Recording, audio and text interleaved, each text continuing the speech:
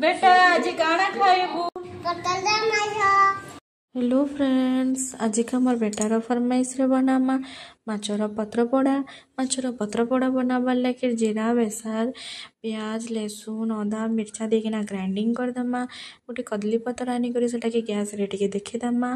तापरे माछरे नून हल्दी कलर गुण मिर्चा गुण बेसार बटा आउ किछि मसला जदि चाहिए बेले देवे आ प्याज आउ टमाटो के आउ मेसिंगा पतर के देकिना भल भाव से मिसईदमा सबुआड़े जेनता लागबा।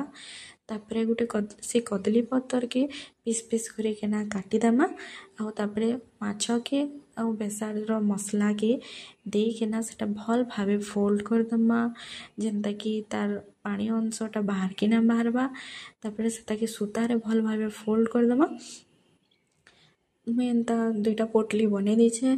तापरे कढ़ई तेल टिके देकिना से माछर पोटली के रखीदमा आउ ढाकी गोटे ढाकीदमा।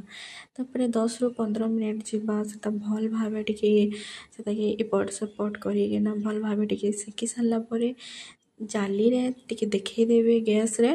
तापरे भल भावे तापरे पुड़ी गला परे देखुन बहुत बढ़िया होइतिला माछ।